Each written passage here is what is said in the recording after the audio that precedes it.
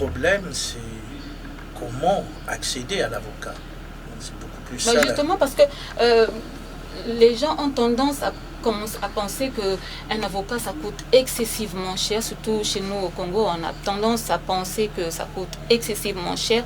Maintenant, la question que l'on aimerait bien vous poser, c'est à combien s'élèvent les frais de justice pour ceux-là qui, justement, veulent porter plainte, ceux-là qui hésitent, qui pensent que vous coûtez excessivement cher. Alors, vous voyez, vous êtes précise dans votre question, vous dites on a tendance à penser que. La réponse est dans la question.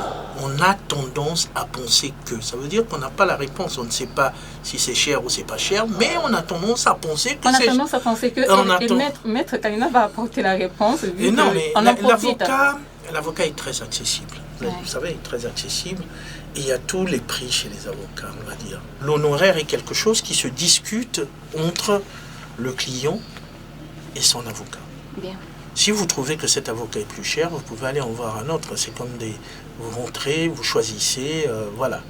Vous choisissez celui que vous pensez le plus compétent. Ou celui qui correspond à votre poche aussi. Ou celui qui correspond à votre poche d'après ce que vous pensez.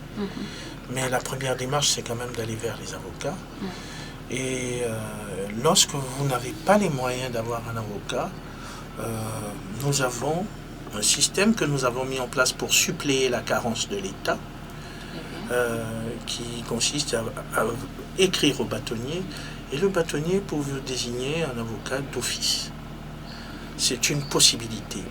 Mais en réalité, il y a une loi qui date de 1984, je pense, qui est une loi sur l'aide judiciaire qui permettait aux citoyens lambda de pouvoir avoir un avocat gratuitement rétribué par l'État. Seulement, ce texte existe, mais les décrets d'application qui auraient dû prévoir le taux de rémunération des avocats en fonction des juridictions, des dossiers, des difficultés rencontrées, ce texte d'application n'a jamais été pris par l'État, de sorte que le texte sur l'aide judiciaire existe, mais les justiciables ne peuvent pas avoir accès à l'aide judiciaire parce que les textes d'application n'existent pas. Et précisément dans le programme que nous avons, dans le cadre de l'élection à venir, il y a notamment faire adopter ces textes pour permettre aux plus fragiles et aux plus vulnérables d'entre nous de pouvoir avoir accès à des avocats dans de meilleures conditions que celles d'aujourd'hui.